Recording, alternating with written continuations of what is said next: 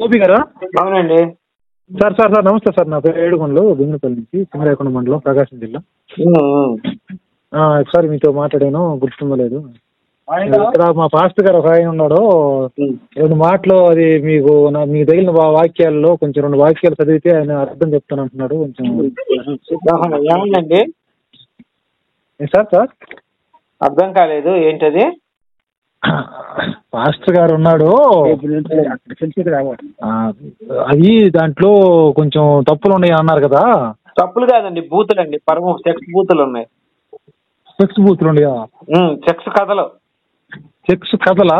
సళ్ళు బిసికించుకోవటం, నోట్లు సళ్ళు మూసినప్పుడు సళ్ళు బిసికించుకోవటం, సళ్ళు గెలల్లాగా ఉంటాయి అంటాం. ఇంకా అసలు బూతులు మన నోటితో ఆడవాళ్ళు చదవలేని బూతులన్నీ బైబిల్లో ఉన్నాయండి.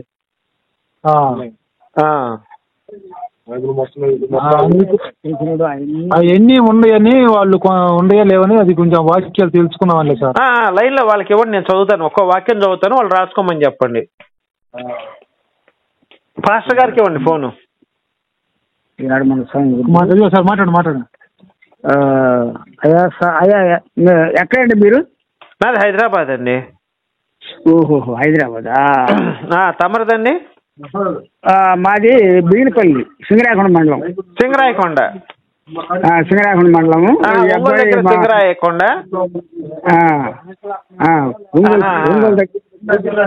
నేను వస్తానండి, సింగరాయకొండ వచ్చే పని ఉంది. మిమ్మల్ని కలవచ్చా మరి? మేము రేపు చర్చికి 9 గంటలకల్లా చర్చికి వెళ్ళాలి. దేనికండి? అదే మామూలుగా నేను ఆర్ఎస్ఎల్ చర్చిలో పనిచేశాను. పాస్టర్ గా పనిచేశారా, విశ్వాసిగా అండి? అంటే ఉపదేశిగా పనిచేశాను. బైబిల్ అంతా చదివారండి తమరు? నేను ఆర్ఎస్ఎం చర్చిలో నేను ఇంతకుముందు పెంతికోస్ట్ లో చేశానండి పాస్టర్ గా. చేసి అంతా బైబిల్ అంతా చదివేసి అంతా బూతులు, చండాలం, దరిద్రం అంతా ఉందని చెప్పి నాకు అసహ్యం వేసి, నా జీవితం మీద అసహ్యం వేసి నేను బయటకు వచ్చేసి అసలు బైబిల్ అనేది ప్రజలకు పనికిరాదు, ఇది చదివిన వాళ్ళంతా కూడా జీవితాలు నాశనం చేసుకుంటారు, పాస్టర్లు బాగుపడుతున్నారు తప్ప విశ్వాసులు ఎవరు బాగుపడట్లేదు, హిందువులు ఎలా బతుకుతున్నారో, ముస్లింస్ ఎలా బతుకుతున్నారో, క్రైస్తవులు కూడా అలానే బతుకుతున్నారు తప్పితే క్రైస్తవులకు రోగాలు రాకపోవటం కానీ రోగాలు తగ్గిపోవటం అంటూ ఏమీ జరగట్లేదు, చెప్పేవన్నీ కూడా దొంగ సాక్ష్యాలు, ఒక్కటి నిజమైన సాక్ష్యం లేదు అని నేను నిర్ణయించుకున్నాను సార్. ఇది ఎందుకు వచ్చిందంటే ఆలోచన, నాకు ఒక రోజు నిద్రపోతున్నానండి, ఏది నేను పాస్టర్ గా ఉన్నప్పుడే జరిగింది నాకు. అయితే నా దగ్గర చాలా మంది సాక్షులు వచ్చేవాళ్ళు చెప్పడానికి, ఏమంటే నాకు ఇంతకుముందు జ్వరం వచ్చిందండి, నేను యేసు ప్రభు ప్రార్థన చేసుకున్నా తగ్గిపోయిందని చెప్పేవాడిని. నేను చాలా సంతోషించేవాడిని. అబ్బా వీళ్ళు భలే చెప్తున్నారు, నిజంగా దేవుడు ఉన్నాడని చెప్పి నాకు గట్టి నమ్మకం కలిగేది. తర్వాత ఒకళ్ళు ఏమన్నా ఒక పిల్లలు పుట్టవుతే పిల్లలు పుట్టారని చెప్పి ఇట్లా, ఇంకా మీకు తెలుసు కదా సాక్ష్యాలు ఎలా ఉంటాయో. నాకు ఒక చిన్న డౌట్, కళ వచ్చిందండి పాస్టర్ గారు, నన్ను చెప్పని అది అయిపోయిన తర్వాత మీరు చెప్తారు కానీ. నాకు ఒక కళ వచ్చిందండి, ఒక కుంటి చెయ్యి అతను వచ్చాడండి నా కళ్ళలోకి. అంటే కరెంట్ షాక్ కొట్టి చెయ్యి తెగిపోయిందంట, మో చెయ్యి దాకా. ఇక మగ చెయ్యి నుంచి కిందకు లేదు. అన్నా నువ్వు ప్రభు ప్రార్థన చేసి నా చెయ్యి మొలిపించవా అన్నాడు. నాకు అప్పుడు ఆలోచన వచ్చింది, ఇదేంటి అందరికి అన్ని బాగుపడుతున్నాయిగా, నిజంగా కరెంట్ షాక్ కొట్టి చేయి తెగిపోయినోడికి, లేకపోతే యాక్సిడెంట్ లో కాలు తెగిపోయినోడికి, లేకపోతే రకరకాల అవైన గుడ్డు బయటకు వచ్చి పోయిన వాళ్ళకి, ఇలాంటి వాళ్ళకి ఎందుకు స్వస్థత జరగట్లేదు? కేవలం ఏదో కడుపు నొప్పి, జ్వరం, లేకపోతే ఇంకొక రోగం వచ్చి తగ్గిపోయిందని చెప్తున్నారు, ఇవి ఎందుకు చెప్పట్లేదు డౌట్ వచ్చిందండి. అప్పుడు నాకు ప్రశ్న రైజ్ అయిందండి, క్వశ్చన్. అందుకని బైబిల్ చదవటం మొదలు పెట్టానండి. అప్పటి నుంచి నాకు బైబిల్ అంతా బూతులు తప్ప ఇంకా నా కంటికి ఏమీ కనిపించలేదండి. ఇది సార్ నా సాక్ష్యం అండి. మీరు చెప్పండి ఇప్పుడు. ఏంటంటే అయ్యా, ఇప్పుడు బైబిల్ గురించి, మీరు బైబిల్ కాండవాళ్ళు రాసుకున్నాయి కాబట్టి, బైబిల్ అంటే ఇప్పుడు మామూలుగా బెంగళూరు బైబిల్లో 66 పుస్తకాలు ఉన్నాయి. బెంగళూరు బైబిల్ కాదండి, మామూలుగా ప్రొటెస్టెంట్ అంటారు. ప్రొటెస్టెంట్ వచ్చేసి 66, క్యాథలిక్లు వచ్చేసి 73. లేకుంటే ఆర్థో ఇంకోటి ఉంది, ఇంకొకటి వేరే ఉంది. మొత్తం 4 రకాల చర్మస్టిక్ బైబిల్ అంటారు దాన్ని. మొత్తం ఇది 73 అయితే అది వచ్చేసి 86 90 ఉన్నాయి. మొత్తం 4 రకాల బైబిల్ ఉన్నాయి. ప్రపంచం 4 రకాల బైబిల్ కూడా అందరూ ఫాలో అవుతున్నారు ఇప్పుడు. ఉన్నాయి. అయితే చూడండి, ఇప్పుడు బైబిల్లో చెప్పినట్టు ప్రభు చెప్పినట్టు వాక్యం ద్వారా ఏమని చెప్తున్నాడంటే అబద్ధ ప్రవక్తలు బయలుదేరున్నా కూడా. అవునండి. కాబట్టి విశ్వాసం ఉంటే విశ్వాసంతో నీతిమంతుడు జీవించునని అంటున్నాడు. కాబట్టి మనము ఈ లోక వాంఛల్లో మన హృదయంలో ఉన్నటువంటి మన హృదయంలో దేవుడు ఉన్నాడు. కాబట్టి చూడండి, దేవుడు ఆది కాండంలో చూసినట్టయితే ఆయన సృష్టి చేసేటప్పుడు ఏం చేశాడంటే మన్ను తీసుకొని మన్నుని బొమ్మను చేసి బొమ్మలోకి జీవశాస్త్రబోధగా మానవుడు సజీవుడైన ఉంది ఆది కాండంలో ఉన్నది కదా. కాబట్టి మనము ఈ లోకవాంఛల్లో విశ్వాసము కోల్పోయి మారు మంచి పొందకుండా అబద్ధ ప్రవక్తలే కాకుండా మనం నిజమైన దేవుడు మన యేసయ్య అంటే నిజమైన దేవుడు. ఆయన మరి అబద్ధపు దేవుడు ఎవరండి? నిజమైన దేవుడు అని మనకు గ్రంథాల్లో రాయబడింది. మీరు చెప్తుంది నిజము అన్నారండి, మరి అబద్ధం ఏంటి? అబద్ధ దేవుడు ఎవరు? మరి రకరకాలుగా ఎవరి విశ్వాసము వాళ్ళకు ఉంటుంది. మనం ఒకరినొకరిని మనం ఏలెత్తి చూపలేమండి. ఎందుకంటే సార్ ఇప్పుడు నిజ దేవుడు అన్నారు, మరి అబద్ధపు దేవుడు ఎవరో ఉంటారుగా.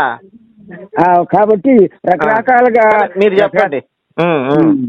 రకరకాలుగా ఎవరి విశ్వాసాన్ని బట్టి వాళ్ళు పోతా ఉంటారు.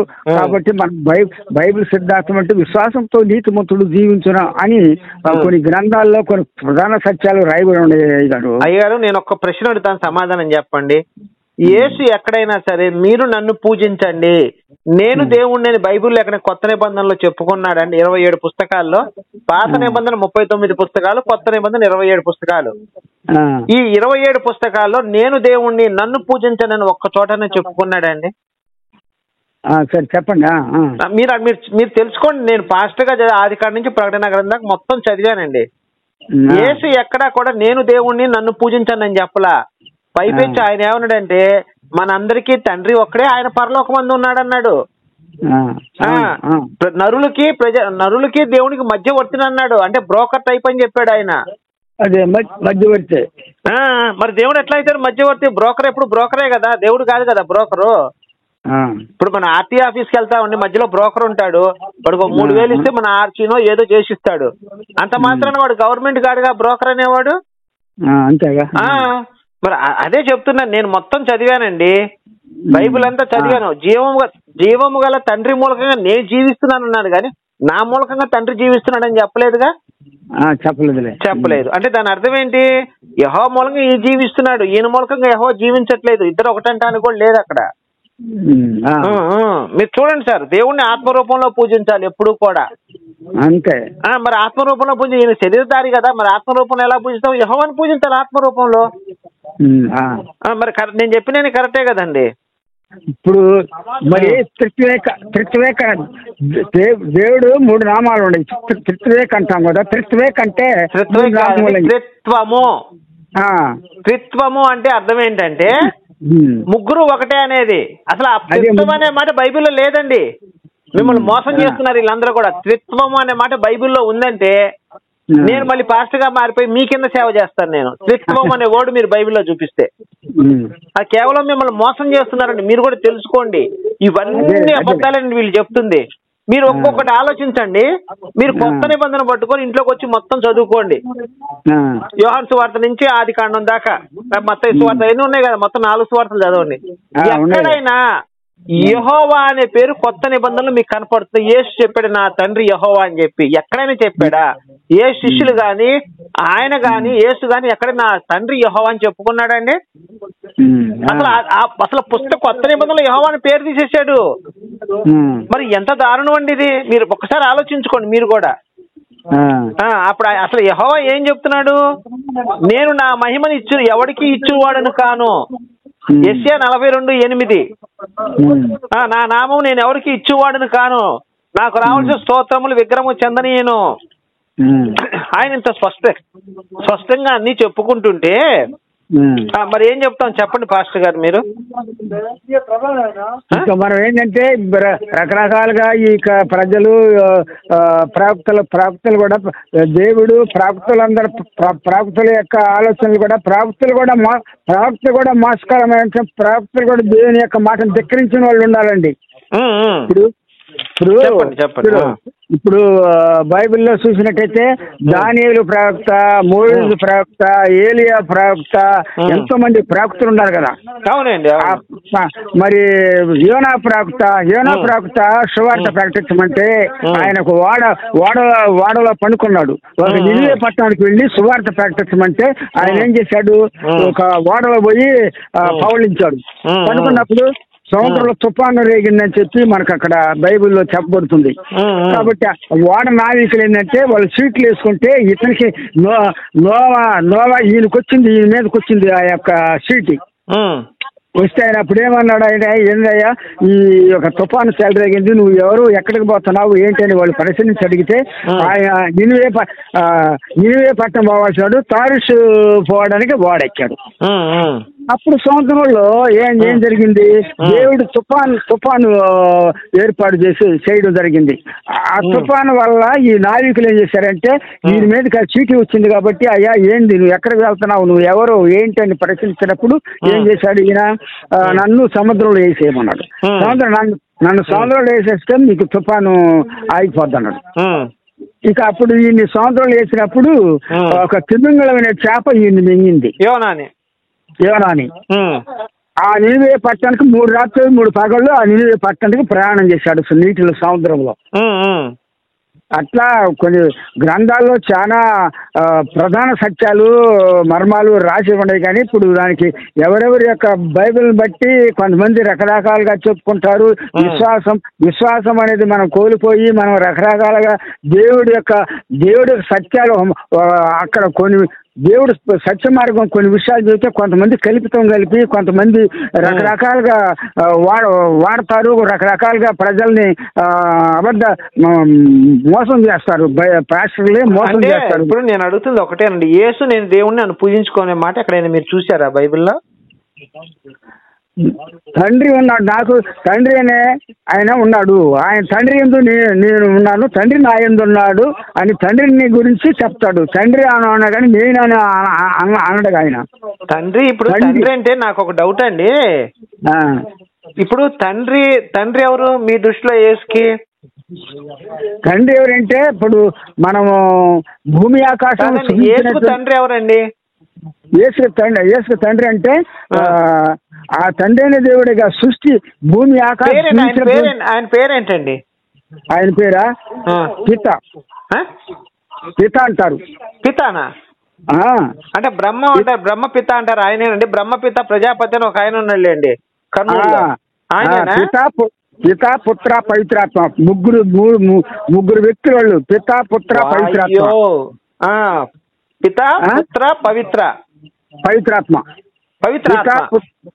పిత పుత్ర పవిత్రాత్మ. అద్భుతం సార్, మీ దగ్గర నాలెడ్జ్ నిజంగా చాలా ఉందండి. చెప్పండి సార్, నేను కూడా తెలుసుకుంటాను. ఈ ముగ్గురులో ఈ లోకానికి వచ్చిన ఏ వ్యక్తి వచ్చాడు? ఈ 3 నామాల్లో పిత పుత్ర పవిత్రాత్మ, ఈ 3 నామంలో ఈ లోకానికి వచ్చిన వ్యక్తి ఎవరు? అద్భుతం సార్. ఇంకా చెప్పండి సార్. కాబట్టి చూడండి ఈ లోకానికి వచ్చిన వ్యక్తి ఎవరంటే తండ్రి కుమార పరిశుద్ధాత్మ అంటారు. తండ్రి కుమార పరిశుద్ధాత్మ అనే ముగ్గురు. పిత పుత్ర పవిత్రాత్మ అని ఆ ముగ్గురే. కాబట్టి ఆ ముగ్గురులో ఈ లోకానికి ఎవరిని పంపించాడు? తండ్రి అంటున్నాగా, ఆ తండ్రి కుమారుని ఈ లోకానికి పంపడం జరిగింది. సూపర్. మరి ఎట్లా పంపించాడండి ఆయన? మరి పడవ వేసుకుని వచ్చాడు, బస్సు వేసుకుని వచ్చాడు మరి కుమారుడు? ఆ విషయం చెప్తానండి. యెషయా గ్రంథం 7:14 చదవండి, మీకు అది ఆనవాళ్ళతో వస్తుంది. అదేనండి, కన్య గర్భవతి కుమారుని కలను అతనికి హిమాయను పేరు పెట్టారు. మరి హిమాయను పేరు పెట్టి ఈయన కేసయ్య అని పేరు పెట్టారు కదా. ఈయన ఒకటి కాదు, యెషయాలో ఒకటి చెప్పింది, ఇక్కడ ఒకటి కాదుగా. మరి ఈయన కేసయ్య అని పెట్టారు, ఆయనకి హిమాయను పేరు పెట్టమన్నాడు కదా.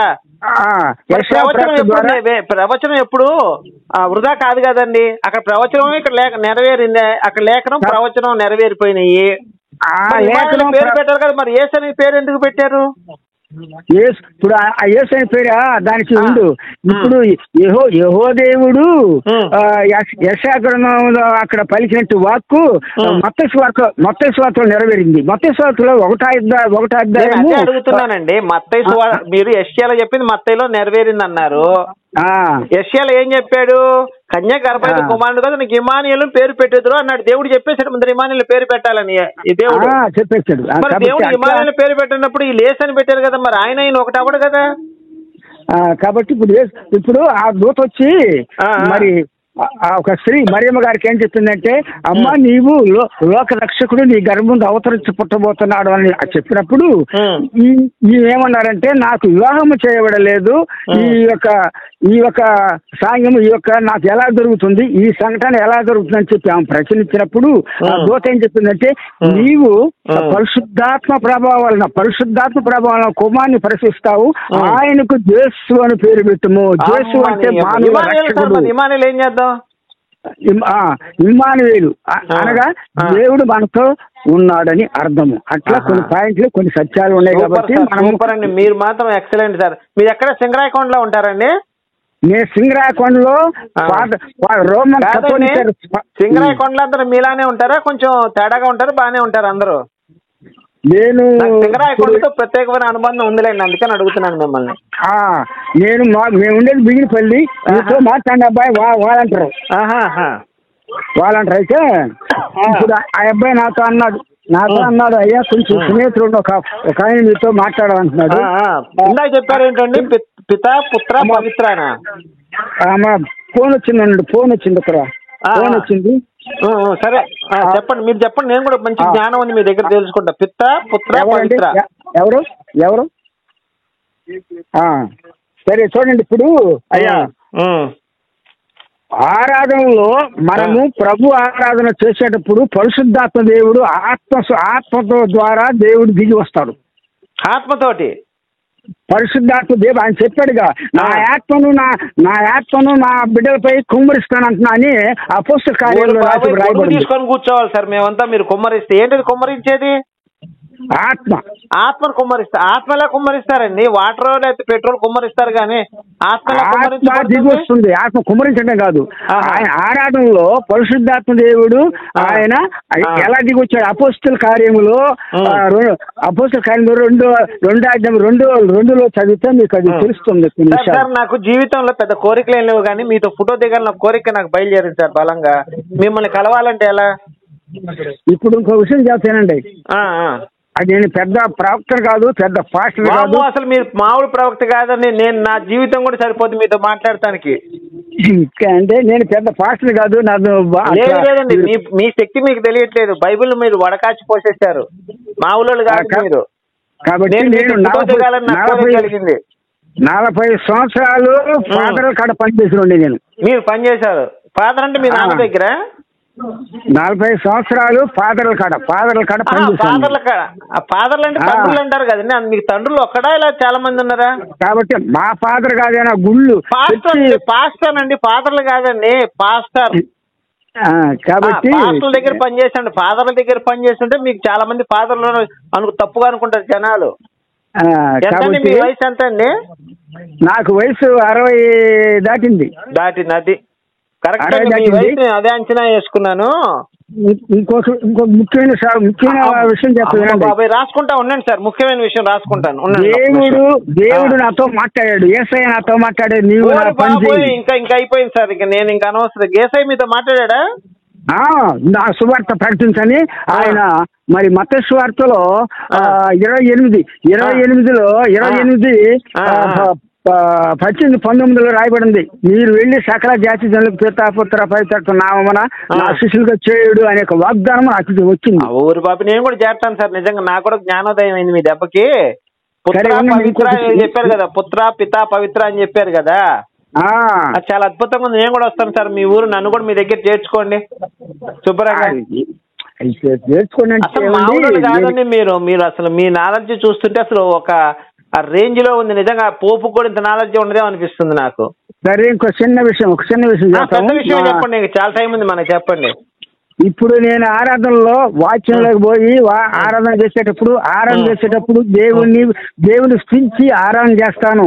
అపోస్తల కార్యంలో ఏం చెప్పాడంటే ఆయన అగ్ని రూపంలో 12 శిష్యుల మీదకి దిగి వచ్చింది. ఆయన పరిశుద్ధాత్మ దేవుడు 12 మంది శిష్యుల మీద దిగి వచ్చాడు కదా, దిగి వచ్చినట్టు అపోస్తల కార్యం రాయబడింది కదా. సార్ పరిశుద్ధాత్మ అంటే మనిషి దేవుడా అండి లేకపోతే ఆత్మ?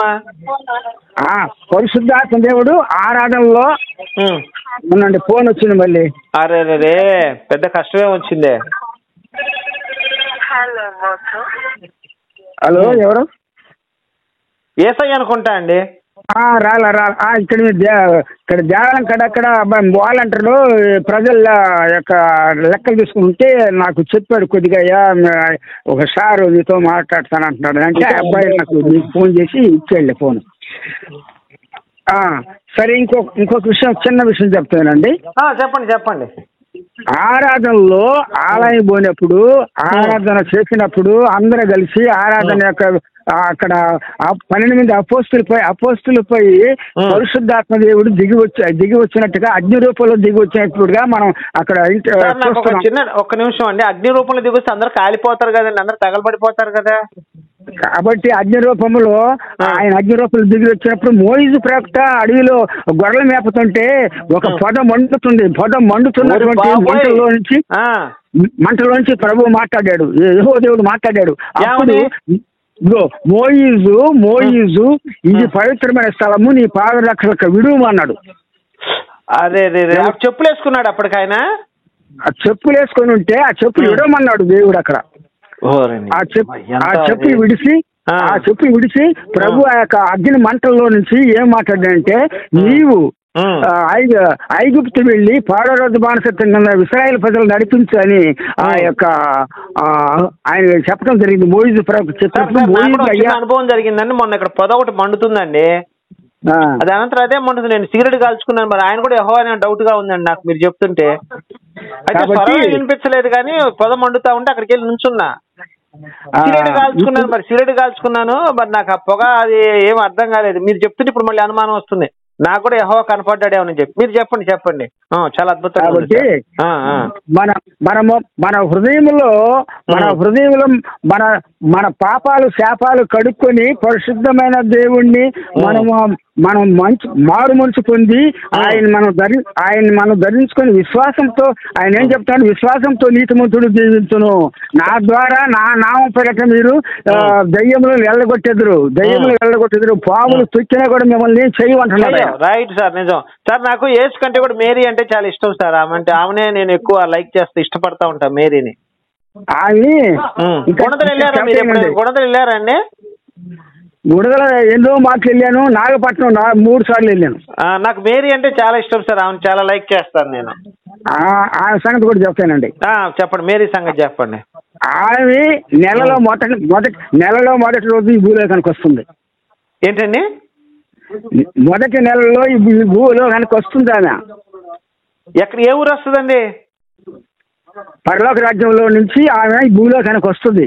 అది ఏ ఊరు వస్తుంది? భూలోకంలో ఏ ఊరికి వస్తుంది? భూలోకంలో ఎవరైతే ఆ భక్తులు ఆమెను ప్రార్థన చేస్తారో, ఆయన వేడుకుంటారో, ఆమెను ఆరాధన చేయకూడదు. కనపడాలి సార్, నాకు కావాలి సార్. ఆమెను ఎలా ప్రార్థన చేసుకోవాలో చెప్పండి. ఆమె మేము కుటుంబాల్లో ప్రార్థన పెట్టినప్పుడు ఆమె కుటుంబాల్లోకి వచ్చి ఆమె మాతో సందేశం వస్తుంది. మాతో మాట్లాడుతుంది. కనిపిస్తుందా అండి? మనము ఆమె వెలుగు చూడలేము. ఆమె వెలుగు చూడలేము మనం. నాకు అసలు ఆమె ఎట్లుంటుందో తెలుసుకోవాలని కోరికండి. ఆమె చీర కట్టుకుంటుందా లేకపోతే నైట్ వేసుకుంటుందా అని చిన్న అనుమానం అండి ఎప్పటి నుంచో. మేము కుటుంబ ప్రార్థనలో పెట్టినప్పుడు ఆమె వస్తారు. వచ్చినప్పుడు ఆ కుటుంబంలో ఎవరైతే బాగులేని ఉన్నారో, ఎవరైతే స్వస్థ ఉన్నారో, ఎవరైతే సంతాన వరాలు కలవు, ఏ వరాలు కావాలని ఇచ్చిద్ది. మనం అడిగితే ఆమెను అడిగితే మంచి మనసుతో అడిగితే ఆమె ఇచ్చిద్ది. ఎందుకంటే బైబిల్లో కూడా నాకు ఒక చిన్న కోరిక ఉంది సార్. నేను ఒక అమ్మాయిని ప్రేమించాను. ఆ అమ్మాయిది సింగరాయకొండే. ఆ అమ్మాయి నా దగ్గర రావాలని చెప్పి ప్రార్థన చేస్తా. ఆ ప్రార్థన ఫలించదా అండి మరి? కాబట్టి అది ఫలించాలంటే ఆమె యొక్క కృపతో, ఆయన యొక్క జీవన, ఆయన యొక్క ఆశ ఏంటంటే మనం మీరు అట్లా చేస్తే మన ఒక ద్రోహంగా ఒక నరహత్య చేసినట్టు అవుతుంది. నరహత్య చేస్తే మన యేసయ్య మన పాపాలను క్షమిస్తాడు కదా. ఆయన భూలోకం వచ్చింది మన పాపాలు క్షమించడానికే కదా. మోషే కూడా నరహత్య చేశాడు కదా, హత్య చేసి తర్వాత ఆయన యెహోవా కనపడ్డాడు. మనం తెలుసుకున్న తర్వాత ఇప్పుడు సత్యాలు మరి వాళ్ళు తెలుసుకున్న తర్వాత మనం అట్లా చేస్తే మనకు అది పాపం కింద లెక్క వస్తుంది లేదంటండి. అంతే అంటారా? ఇప్పుడు సార్ నేను ఈ రోజు నుంచి డ్రాప్ అయిపోతున్నాను, మీరు చెప్పారు కదా, ఈ రోజు నుంచి నేను మానేస్తాను. ఇక ఇప్పుడు దేవునికి మనకు పాపమే అర్థం. ఇక మేరీ మీదే పెడతాను. దేవునికి మనకి పాపమే అర్థమైందా? చూడండి, నోవా కాలములో జలప్రలయం ద్వారా జన నష్టం చేశాడు దేవుడు. ఎందుకు చేశాడండి? నోకాల పాపం బండి. ఏం చేశారు పాపం అంటే? పాపం అంటే ఈ జనులు సృష్టించిన జనులు దేవుని మర్చిపోయి దేవుని సృష్టించకుండా ఆరాధించకుండా వీళ్ళు పాప శాపాల్లో బడి ఉంటే దేవుడు మానవుడు చింతించి ఈ మానవుని పతనం చేసేసాడు. ఆయన ఎందుకు శిక్షించాడంటే దేవుడు మానవుని సృష్టించి దేవుని ఆరాధించకుండా వీళ్ళు పాప శాపాల్లో పడి దేవుని మరిచినట్టు జనుల్ని ఆయన చంపేశాడు. అయితే ఒక డౌట్ అండి ఇక్కడ నాకు, లోతు తన కూతురుతో సెక్స్ చేసినప్పుడు యెహోవా దేవుడు ఎందుకు చంపలేదండి లోతుని? మరి లోతు నీతిమంతుడు అని కూడా స్టేట్మెంట్ ఇచ్చేశాడు యెహోవా, కూతురుతో సెక్స్ చేసినప్పుడు లోతు నీతిమంతుడు అన్నాడు. అవునండి, దేవునికి మనకి పాపం వేద్దాం. సొదొమ గొర్రె పట్టణాలు నాశనపరిచింది పాపం వలనే. ఇశ్రాయేలు ప్రజలు 40 సంవత్సరాలు. లోతు చేసింది పాపం కాదా? మరి లోతు చేసింది పాపం కాదా? ఆ పాపమే లేఖనాల ద్వారా ఎందుకు చంపలేదండి? కూతుళ్ళు ఆయనకి దాసి మత్తు పైన ఇచ్చి కూతుళ్ళు ఎందుకు చంపలేదు? పోనీ ఏదన్నా చెప్పండి. సరే తండ్రి అంటే తప్పులు చేయాలో అనుకుందాం, మరి కూతుళ్ళు ఎందుకు చంపలేదు? కాబట్టి ఇక ఆ విధంగా మనం ఏం చేద్దాం, మనం ముఖ్యమైన సందేశాలు దాంట్లో రాయబడిన బట్టి అక్కడ రాయబడిన కాబట్టి మోయుబు సంతతిలో వాళ్ళు పెరిగి వాళ్ళు ఒక తెగ ఏర్పడింది అక్కడ. అబ్బా, ఆ మోయుబు సంతతిలో ఆ యొక్క బైబుల్ తెలియలే, చెప్పండి చెప్పండి. లోతు కూతుళ్ళు తండ్రికి మత్తు పానీయాలు ఇచ్చి తండ్రి చేత సంతానం పొందారు. ఆ సోయర్ అనే గ్రామంలో ఒక మగ పురుగని లేరంట. పక్క ఊర్లో ఉంటారు కదండి, ఆ ఊర్లో లేకపోతే అట్టా వాళ్ళు ఆ విధంగా ఆ కాలంలో అట్లా జరిగింది. దానికి ప్రాముఖ్యత అట్లా జరిగినప్పుడు సరిపోయేది కదండి. మరి లోతు తన కూతురుతో వేసుకునేప్పుడు ఖండం ఒకటి వేసుకుంటే సరిపోయేది కదా. మనం అట్లా ప్రశ్నించాలంటే మనకు దేవుడి యొక్క చిత్తం, దేవుడి యొక్క ప్రణాళిక ఉండాలి. ఎర్రగడ్డలో ఇంత ముందు ఎప్పుడైనా ఉన్నారు? హైదరాబాద్ ఎర్రగడ్డ దగ్గర ఉన్నారా మీరు ఇంతకు ముందు? ఎర్రగడ్డలో లేను కానీ అప్పుడప్పుడు మా చుట్టాలు పిల్లలు అక్కడ పోయి చూసి వచ్చాను అంతే.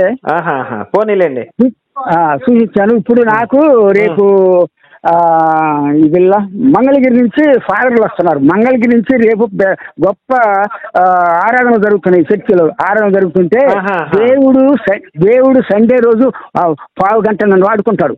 అబ్బని అమ్మ జీవితాన్ని మిమ్మల్ని వాడుకుంటాడు దేవుడు 1/2 గంట. ఆత్మ పరిశుద్ధాత్మ దేవుడు మిమ్మల్ని వాడుకుంటాడు. పరిశుద్ధాత్మ అండి నన్ను వాడుకుంటాడు. ఎందుకంటే నేను కూడా మేరీని వాడుకోవాలని ప్రార్థన చేస్తున్నాను సార్. మిమ్మల్ని మేరీ వాడుకోవాలని ప్రార్థన చేస్తున్నాను. మేరీ కూడా ఆమె మన పండుగ 24 నైట్ అర్ధరాత్రి ఆయన పుట్టాడు. తెల్లారి 25 కదా, 25 సందేశం ఇచ్చారు అమ్మగారు. అమ్మ సందేశం ఇస్తానే ఉందండి మీకు?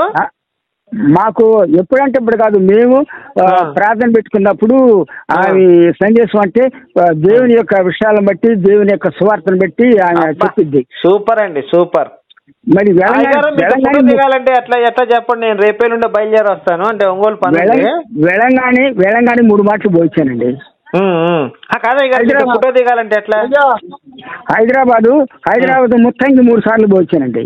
అబ్బా సూపర్. హైదరాబాద్ ముత్తంగిలోనే నేను ఈ ప్రభు యొక్క అభిషేకం పొందింది.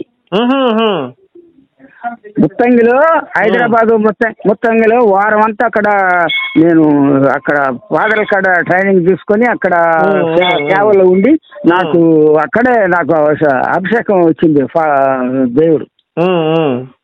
అట్లా మా గ్రామంలో కుటుంబ ప్రార్థనలు పెట్టినప్పుడు ఆయన వస్తారు. నెలలో మొదటి శనివారంలో భూలాసనకు వస్తారు మరీ మాత. గుండెల మాత అన్నామే, తెలంగాణ మాత అన్నామే, కోడూరు మాత అన్నామే. రహదారి మాత అంటే ఆమెనండి? రహదారి మాత అన్న ఆమెనా? రహదారి కాదండి, 18 పేర్లు ఉన్నాయి ఆమెకి. ఓరే నీ అమ్మ, ఇంకా రహదారి మాత అంటే లారీలు ఆపుతుందండి ఒక ఆమె రోడ్ల మీద. ఆహా కాదండి, కాదా? ఇక్కడ రాజమండ్రి దగ్గర గౌరీపట్నం ఉంది. ఆ గౌరీపట్నం కూడా వెళ్ళి అక్కడ చూస్తే అక్కడ ఆమె ఒక ఆలయంలో 18 పేర్లు ఉన్నాయి ఆమెకి. అబ్బా, అవన్నీ సందర్శించాను నేను. నాగపట్నం 3 సార్లు పోయించాను. ఇంకా మేరీ అసలు యేసు మీ ఇంట్లోనే ఉంటారేమోనండి, ఇంకా బయట కూడా తిరగరేమన్నా? ఇంకా మా ఇంట్లోనే పెట్టుకొని ఉండాలని నాకు అదే అనిపిస్తుందండి. మాకు అసలు మీతో మాట్లాడుతున్నందుకు చాలా ఆనందంగా ఉందండి నాకైతే. ఆనందం కదండి, విశ్వాసంతో నాకు బాగా బలంగా పెరిగిపోయింది సార్ విశ్వాసం మీరు మాట్లాడే మాటలకి. గొప్ప సత్యాలు జరిగించాడు దేవుడు. మిమ్మల్ని కలవాలంటే ఎలా చెప్పండి? పోనీ నేను ఎలా కలవాలి మిమ్మల్ని? మీరు ఈ అబ్బాయి తెలుసా, ఏడుగండ్లని వాలంటీర్? తెలుసండి, తెలుసు. ఆ వాలంటీర్ మా గ్రామంలో ఉండేది. ఇది సింగనాకొండ మండలం బిగిలిపల్లి అండి మేము ఉండేది. నేను బయలుదేరి వస్తాను సార్, రేపు ఎల్లుండి బయలుదేరి వచ్చి మీతో ఫోటో దిగి వచ్చేస్తాను నేను. ఇప్పుడు నేను రేపు ఆర్ఎస్ఎం చర్చిలో మాకు పెద్ద గొప్ప ప్రార్థన జరుగుతుంది, ఆరాధన జరుగుతుంది. మంగళగిరి నుంచి ఫాదర్లు వస్తున్నారు. అబ్బా, పాస్టర్లా ఫాదర్లా? మీరు క్యాథలిక్లా ప్రొటెస్టెంట్లా? మీరు క్యాథలిక్. క్యాథలిక్లా? అందుకే ఫాదర్ అంటున్నారు. ప్రొటెస్టెంట్ అయితే పాస్టర్ అనేవాళ్ళు. వాళ్ళు పాస్టర్ కాదు, వాళ్ళకి పెళ్లి లేవు. ఫాదర్లేండి, ఫాదర్ అందరికి ఫాదర్లే వాళ్ళు. క్యాథలిక్లు మొత్తానికి ఫాదర్లు వాళ్ళు. అవునులేండి. వాళ్ళకి పెళ్లిళ్ళు ఉండవండి.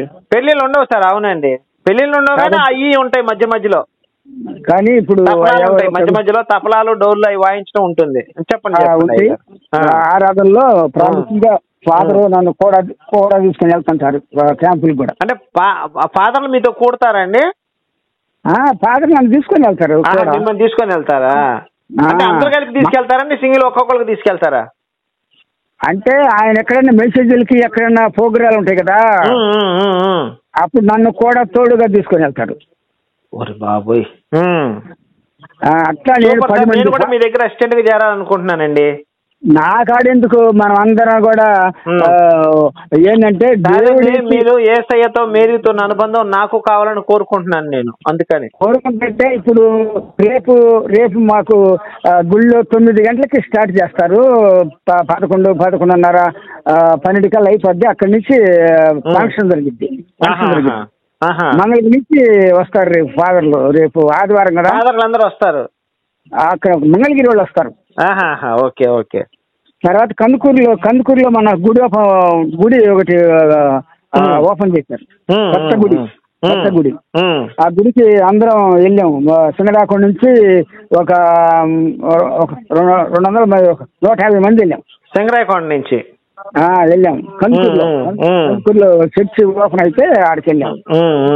అట్లా ఎన్నో విషయాలు మనకి ప్రార్థనలు ఎందు దేవుడికి విశ్వాసం. నేనే పెద్ద సేవకుండా కాదు, పాస్టర్ కాదు, నాకు చదువు లేని వాడిని, ఒక అమాయకుడిని. ఉంటే వాడికి దేవుడు నాకు పిలుపునిచ్చి నడిపి ఫుల్ వాడుకుంటున్నారు ఫాదర్లు మిమ్మల్ని. మంచి సంతోషం అండి, సంతోషం. మీ పేరండి?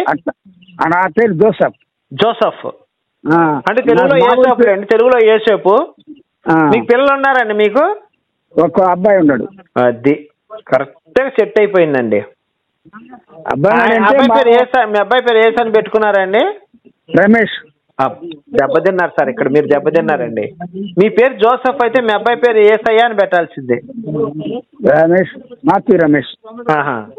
సరయ్య గారు, మీతో మాట్లాడిన సంతోషంగా ఉంది. నేను సింగరాయకొండ వచ్చినప్పుడు మీకు తప్పకుండా ఇతను మన వాలంటీర్కి కాల్ చేస్తాను.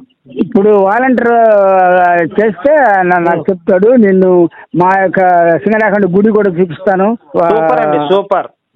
గుడి అంటే మన చర్చే కదా? చర్చే. గుడి అంటే మళ్ళీ అది అయిపోద్దండి అయ్యగారు మంది.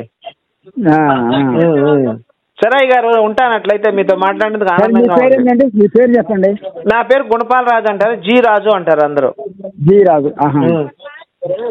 సరే మరి అబ్బాయితో మాట్లాడుతున్నాండి. ఇక్కడే ఉన్నాడు. ఇవ్వండి. 7 గంటలు